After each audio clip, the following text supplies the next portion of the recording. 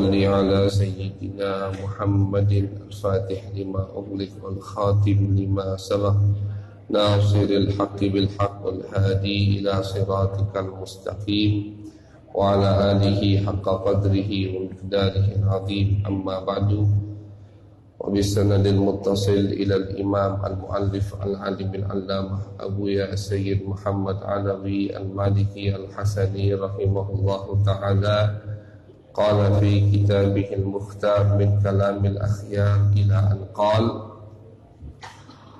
وهب ابن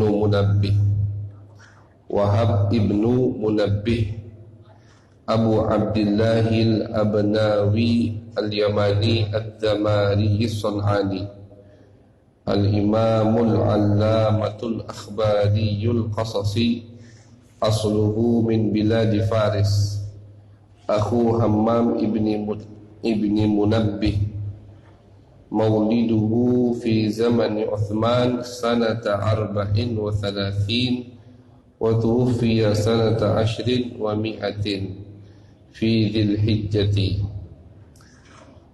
Wahab bin Munabbih, beliau ini salah satu tabi'in, generasi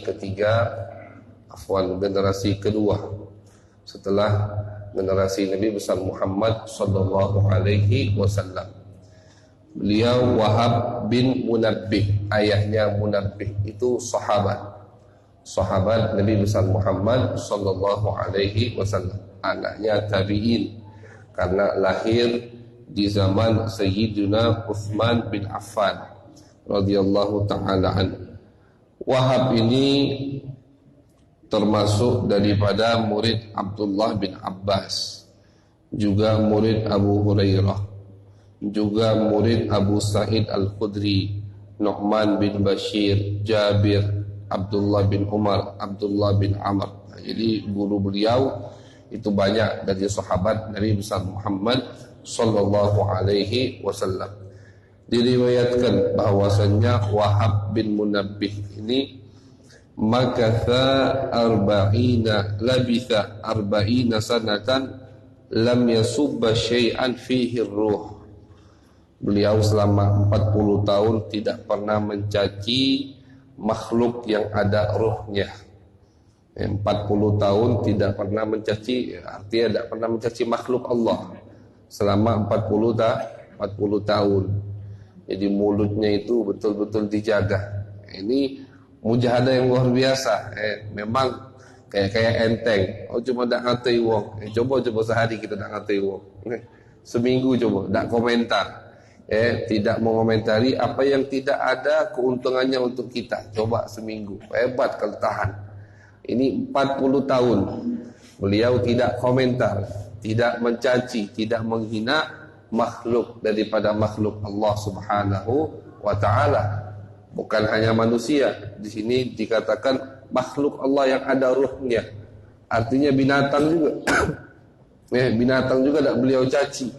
Jadi tak boleh, walaupun itu binatang tak boleh kita caci. Walabitha 20 sanatan lam yaj'al bainal isya'i wa subhi wudu'a. Beliau 20 tahun setiap sholat subuh itu dengan wudu isya. Ini pernah kita sebutkan dan banyak ulama-ulama yang seperti ini. Wudu subuhnya dengan wudu isya selama 20 tahun. Arba'ina sanatan la yarqudu ala firash. 40 tahun beliau tidak pernah tidur di atas kasur.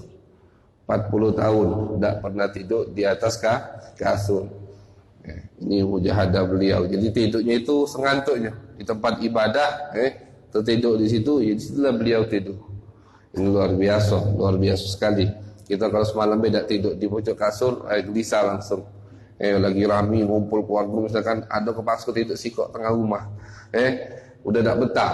Ini 40 tahun tidak tidur di atas kasur. Inilah mujahadah mereka, ulama-ulama pewaris Nabi besar Muhammad sallallahu alaihi wasallam. Dan termasuk faedah kita baca biografi mereka, paling tidak tadinya ada sifat sombong mau timbul dari hati kita, dari diri kita, tidak jadi sombong. Ketika kita membandingkan amal ibadah kita dengan orang-orang terdahulu, dengan sama umat Nabi juga, maka kita yang tadinya nak sombong tak jadi sombong, karena kalau dibandingkan ibadah kita dengan ibadah mereka tidak ada apa-apanya.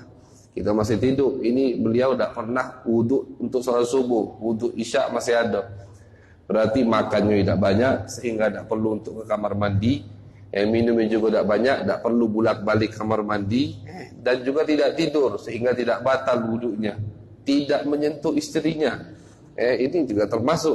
Berarti kan tak batal. Artinya tidak batal. Berarti apapun yang menyebabkan wudhu itu batal, ditinggalkan semua sama beliau. Tak bolak-balik kamar mandi, tidak tidur, tidak menyentuh istrinya setiap malam selama 20 tahun. Mujahadah luar biasa. Maka dari itu lisanul hal mereka, lisanul hal. Jadi keadaan para aulia ini dari umat Nabi besar Muhammad sallallahu alaihi wasallam seakan-akan itu mengajak kita berbicara. Diungkapkan oleh sebagian ulama, ya abidal haramain law absartana lawajadta annaka fil ibadati tal'abu. Wahai manusia yang ada sekarang, kalau kalian membaca, kalau kalian tahu bagaimana kami ibadah, maka kalian akan merasakan ibadahnya kalian itu sekarang ini adalah main-main. Cuman main-main ibadah kita kalau dibanding dengan ibadah orang-orang terdahulu seperti Wahab bin Munabbih. Kana Wahbun yahfazu kalamahu kulla yawm fa in salima aftara wa illa tawa. Termasuk daripada mujahadah Wahab bin Munabbih. Ini beliau ini orang alim ya. Kita sering lewat kalau di kitab tafsir itu qala Wahab bin Munabbih. Juga beliau punya saudara namanya Hammam bin Munabbih. Nama yang dah asing untuk orang yang menggeluti ilmu tafsir, ilmu tasawuf. Di kitab-kitab tebal sering sebut nama-nama beliau ini. Beliau ini termasuk mujahadahnya yahfazu kalamahu kulla yaum. Setiap hari beliau menjaga ucapannya. Fa in salima aftar wa illa tawa. Kalau beliau di sore hari ketika menghitung muhasabatun nafsi, beliau hitung dari pagi sampai sore omongannya itu apa be. Fa'in salim, kalau beliau merasa dari pagi sampai sore tidak ada mencaci orang, tidak ada bermaksiat dengan ucapannya, aftar, maka beliau buka puasa di hari itu. Artinya beliau ini termasuk orang yang banyak puasanya. Beliau batal puasanya, beliau minum ketika maghrib, membatalkan puasanya kalau satu hari itu selamat, artinya tak katik-ngatai wong mulut. Tapi misalkan beliau merasa di hari tersebut ada salah kepada orang lain melalui perantara ucapannya, mulutnya, tawa, beliau tidak membatalkan puasanya. Ini termasuk ukubah. Beliau menghukum dirinya ketika satu hari ini ada ucapan yang salah keluar dari mulut beliau, beliau hukum dirinya untuk puasa tanpa batal. Lanjut lagi. Lanjut lagi. Mungkin ada yang bingung, Nabi melarang wisal, ulama khilaf. Larangan Nabi itu apakah secara mutlak, umum atau tidak. Nabi ada hadis, Nabi Muhammad melarang kita untuk nyambung puasa 2 hari tanpa batal. Tapi ini kata ulama khilaf. Nah, Wahab bin Munabbih termasuk yang mengambil itu tidak haram. Larangan tersebut sudah dimansuh atau larangan tersebut hukumnya makruh. Jadi beliau menjadikan hukuman untuk diri beliau, kalau di hari itu ada ucapan yang salah keluar dari lidahnya, beliau hukum dengan puasa tanpa batal. Ini metode mereka ulama dulu untuk mendidik hawa nafsu mereka, untuk mendidik hewan yang ada di diri mereka. Hawa nafsu itu seperti binatang. Hawa nafsu seperti binatang. Diumpamakan oleh Imam Busiri seperti kuda yang tidak jina, yang lepas kendali. Jangan kuda lepas kendali. Mengerikan. Begitulah hawa nafsu kita. Kita harus pintar-pintar untuk mendidik hawa nafsu kita. Ada yang dengan puasa, ada yang dengan merendahkan dirinya, ada yang dengan selalu memarahi hawa nafsunya. Macam-macam metode ulama, dan jelas itu harus ditempuh melalui dan ditemani oleh seorang guru yang sudah mendidik hawa nafsunya. Didik hawa nafsu tidak boleh sembarangan, tidak boleh sembarangan, harus ada guru, harus izin guru. Kalau kata gurunya begini, lakukan. Nah, itulah guna daripada masyayikh, guru-guru yang ada yang disiapkan oleh Allah Subhanahu wa taala. Min kalamihi, termasuk daripada nasihat Wahab bin Munabbih radhiyallahu taala an. Beliau berkata, "Auhallahu taala ila Daud alaihi salam, hal tadri man aghfiru lahu dhunubahu min ibadi? Qala man huwa ya Rabb? Qala alladhi idza dzakara dhunubahu irta'adat minha fara'isuh. Fadzaka al-'abdu alladhi amuru malaikati an tumha anhu dhunubuh." Kata beliau, Allah Subhanahu wa taala mewahyukan kepada Daud dalam kitab Zabur. Jadi Wahab bin Munabbih ini termasuk tabi'in yang banyak membaca kitab-kitab sebelum Islam atau sebelum Al-Quran. Taurat, Injil, Zabur, itu beliau pelajari.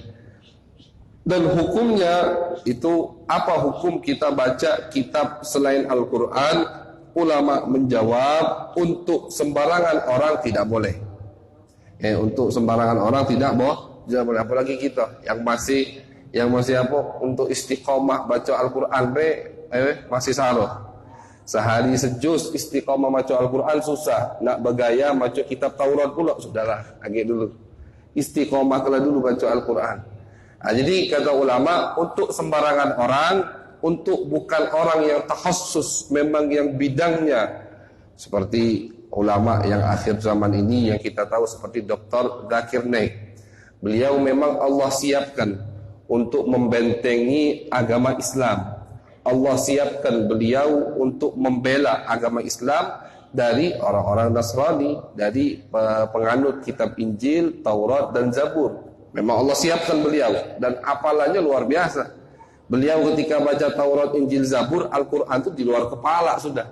Ingat kalau ayat berapa? Berarti kan nunjukkan berapa kali beliau khatam dalam sehari baca Al-Quran. Nah, untuk orang seperti itu tidak apa-apa. Dan juga beliau sudah dipondasi, ada pondasinya dengan ilmu.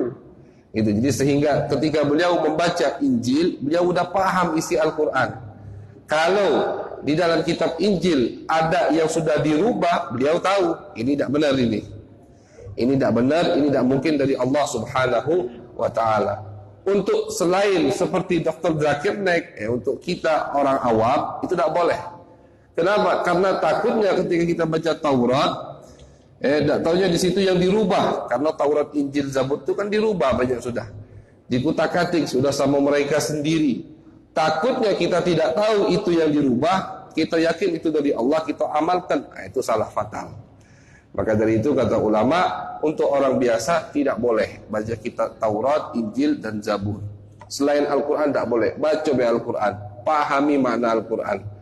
Hanya orang-orang yang khusus yang boleh membaca kitab-kitab selain Al-Quran. Dan di zaman Nabi ada pernah terjadi.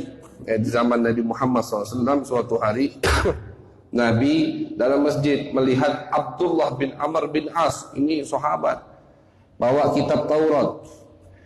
Nabi kurang demen ketika melihat Abdullah ini bawa kitab Taurat. Kata Nabi, Abdullah, apa yang bawa kitab Taurat? Demi Allah, kata Nabi, laukana Musa hai, kalau Musa masih hidup, ma wasi'ahu illa an yattabi'ani. Musa tidak punya pilihan kecuali ikut aku, kata Nabi. Kalau Musa masih hidup, yang kitab Taurat diturunkan kepadanya, dia tidak punya pilihan kecuali untuk mengikutiku. Itu kata Nabi. Dia tidak perlu istilah baca Taurat. Dilarang sama Nabi dengan alasan-alasan tertentu. Karena pada saat itu Al-Quran baru diturunkan. Maksud Nabi, pelajari dulu Al-Quran. Mantapkan dulu hafalanmu dengan Al-Quran. Pahami dulu takwil tafsir Al-Quran. Setelah itu, kalau kau sudah menguasainya, tidak masalah untuk membandingkan dengan kitab-kitab yang lain. Nah, jadi jangan heran kalau kita dengar dari tabi'in seperti Wahab bin Munabbih, kita dengar dari Abdullah bin Abbas kadang meriwayatkan, kita dengar dari Ka'ab al-Ahbar, ulama-ulama yang hebat meriwayatkan dari kitab-kitab sebelum Al-Quranul Karim. Selagi tidak bertentangan dengan apa yang ada di dalam Al-Quran, dengan apa yang dibawa oleh Nabi besar Muhammad, maka boleh kita meriwayatkannya. Kita dengar cerita misalkan, cerita ini terjadi di zaman Bani Israel. Cerita ini diriwayatkan, katanya yang nulis ini terjemahan ini dari kitab Injil. Bagaimana hukumnya? Dengar dulu ceritanya. Kira-kira cerita ini bertentangan tidak dengan syariat kita? Bertentangan, jangan diterima. Itu patokan yang dikasih tahu oleh Nabi besar Muhammad SAW. Cerita yang kita dengar tentang Bani Israel yang diriwayatkan, yang dinukilkan dari kitab-kitab sebelum Al-Quran, kalau tidak bertentangan dengan syariat Islam, maka terima, tidak apa-apa. Bertentangan, jangan terima. Karena walaupun itu memang asli wahyu Allah kepada Nabi Musa, tapi sudah dihapus dengan utusan Nabi besar Muhammad SAW. Karena utusan Nabi itu menghapus, menonaktifkan hukum-hukum sebelum Nabi Muhammad. Oh, jadi tidak bertentangan. Seperti ini, cerita tentang orang yang punya dosa, cerita tentang orang yang bermaksiat. Ini tidak bertentangan, tidak apa-apa kita terima, tidak apa-apa kita baca, tidak apa-apa kita terangkan. Di sini diriwayatkan oleh Wahab bin Munabbih, kata beliau, Allah memberikan wahyu kepada Daud. Apa kata Allah? Wahai Daud, tahu tidak siapa dari hamba-hambaku yang dosanya aku ampuni? Qala Daud, man huwa ya Rabb? Siapa ya Allah? Qal alladhi idza dzakara dzunubahu, kata Allah, dosa hamba yang dosanya aku ampuni, dialah yang kalau mengingat dosa-dosanya, hamba tadi kalau ingat dosanya, irta'adat minha faraisuh, seluruh badannya itu gemeteran, takut, merinding, bulunya. Kenapa? Ingat dosa-dosa dia yang lalu. Ini kata Allah, dosanya yang aku ampuni. Jadi ketika kita mengingat dosa kita, kita sedih, absyir, itu kabar baik. Kenapa kabar baik? Berarti dosa kita sudah diampuni oleh Allah Subhanahu wa ta'ala. Kalau kita ingat dosa, kemudian kita sedih, dosa masa lalu, itu kabar baik. Berarti kata Allah, itu hamba yang aku ampuni dosanya. Tapi kalau ingat dosa, antang baik dia, malah pede tambah, tak malu. Itu berarti na'udzubillah min dalik, dosanya belum diampuni oleh Allah Subhanahu wa ta'ala. Kalau dosa atau maksiat, perbuatan salah, tak apa-apa kita ingat terus. Biar apa? Biar kita tidak sombong, biar kita tidak ujub. Tapi amal baik kebalikan, cepat-cepat lupakan. Kebalikan. Jadi kalau amal baik jangan diingat-ingat. Kalau amal baik, baru sedikit sedekah, baru sedikit infak, baru sedikit sholat, baru sedikit baca Quran, tak pernah lupa. Diingat terus. Aku minggu yang lalu sedekah 10.000 misalkan. Itu menunjukkan amalnya tidak diterima oleh Allah Subhanahu wa ta'ala. If'alil khair warmihi fil bahar. Itu perkataan orang Mekah. Orang Mekah ada satu pepatah. If'alil khair warmihi fil bahar. Lakukan amal baik, habis itu buanglah ke laut. Artinya lupakan, jangan diingat, biar Allah yang ingat. Tapi kalau maksiat, amal jelek kita jangan dilupakan. Tapi jangan sampai kita mengingat amal jelek kita sampai timbul rasa putus asa dari rahmat Allah. Tak boleh. Ingatlah amal jelek kita hanya untuk sekedar apa? Sekedar obat. Ketika kita mau sombong, mulai nak ngambang dikit ke pojok, mulai nak nangak, karena banyak ibadah, banyak ilmu, ingat dosa kita, tunduk lagi. Ingat dosa kita, tunduk lagi. Seperti Fudail bin Iyad, diriwayatkan beliau setiap habis majlis beliau itu yang hadir 40.000 orang. Setiap bubar majlis beliau menangis di belakang. Kenapa menangis? Ingat dosa-dosanya yang lalu. Ini obat bagi beliau untuk biar tidak sombong. Jangan tertipu. Kau punya murid 40.000, sekarang coba ingat, kau dulu itu perampok, kau dulu itu ngambil uang orang, kau dulu itu suka nakuti orang. Nangis beliau habis-habisan, sehingga rasa ujub, sombong yang nak tumbuh tak jadi tumbuh. Kenapa? Karena ingat dosa. Kalau itu bagus sampai situ. Tapi jangan sampai berlebihan, sampai kita merasa putus asa dari rahmat Allah. Allah tidak ngampuni dosa aku, itu jangan sampai. Itu juga dosa besar, tidak boleh. Ketika seorang hamba merasa Allah tidak mampu mengampuni dosanya, itu dosa besar.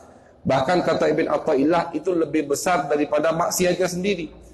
Ketika orang maksiat, setelah maksiat dia merasa Allah tidak mampu mengampuni dosanya. Rasa atau keyakinan dia itu lebih besar dari dosanya. Dosanya itu lebih besar daripada maksiat itu sendiri. Jadi bagus kita mengingat dosa kita untuk obat agar kita tidak sombong. Qala Daud alaihi salam, masih di dalam kitab Az-Zabur. Daud bertanya, Ilahi, ya Allah, aina ajiduka idza ma talabtuk? Ya Allah, kata Daud, di mana aku akan mendapatimu kalau aku mencarimu? Apa kata Allah? Indal munkasirati qulubuhum min makhafati. Wahai Daud, kau kalau ingin tahu aku ada di mana, maksudnya rahmatnya, pandangan Allah, maka kau carilah orang yang sedang menangis, orang yang sedang takut karena azabku. Itu kata Allah.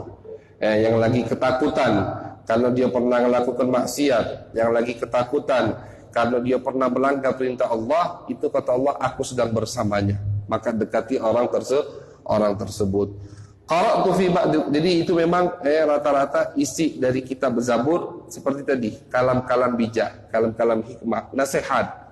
Kalau Taurat isinya hukum yang berat, takalif kata ulama, itu Taurat yang diturunkan oleh Allah kepada Nabi Musa. Banyak hukum berat-beratnya, beban yang Allah bebani kepada Bani Israel.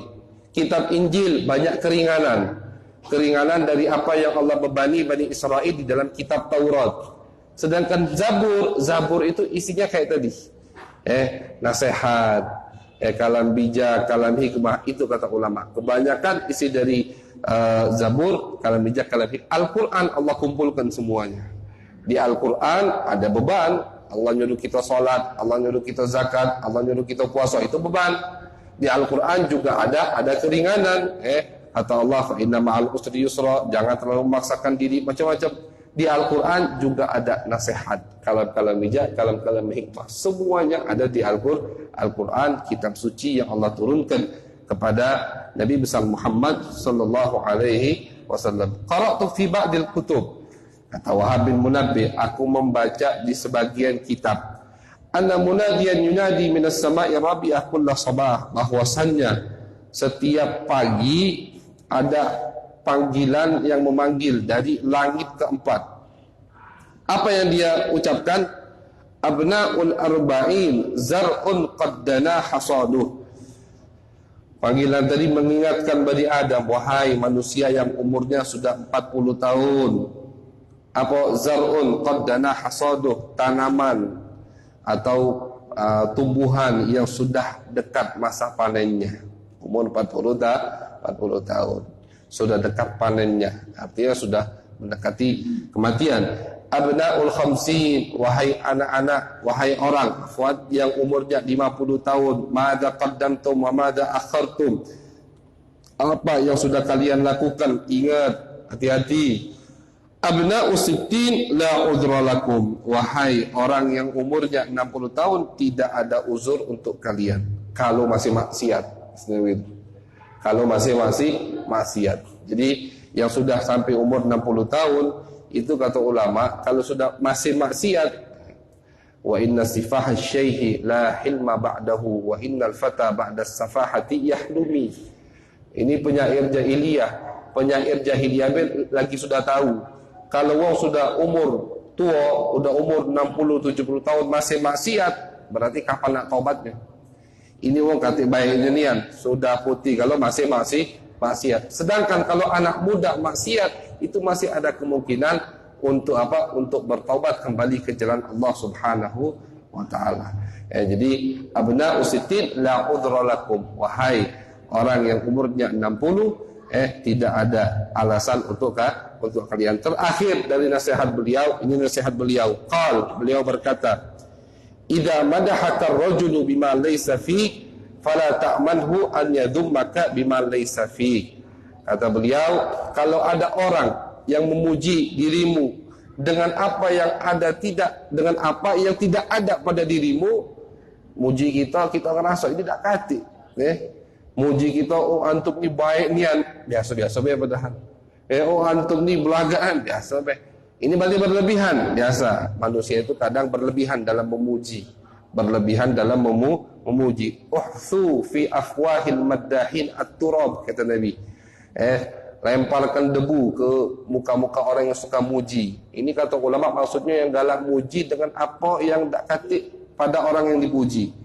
Misalkan pejabat, oh anda ini semasa jabatan adil luar biasa, padahal bohong. Semua orang tahu dia zalim. Nah ini orang, istilahnya bahasa kita rai 12, suka muji dengan apa yang tidak ada pada diri kita, maka jangan kau ragukan lagi, dia akan menghinamu, dia bakal ngatoi kita dengan apa yang kita lakukan.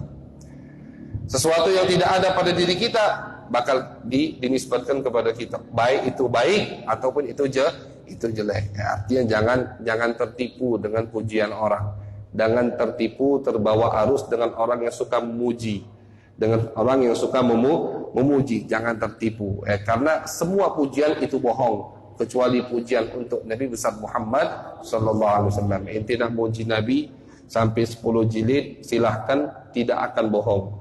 Bahkan pujian 10 jilid tadi kurang untuk Nabi besar Muhammad sallallahu alaihi wasallam. Mau baca qasidah sampai 5 jam, silahkan, kurang untuk Nabi besar Muhammad sallallahu alaihi wasallam. Beliau meninggal di tahun 110 Hijriah di bulan Dzulhijjah radhiyallahu taala an wa nafa'ana bihi bi ulumi sayyidis salihin fid dharain amin walhamdulillahi rabbil alamin. Bismillah. Bismillah.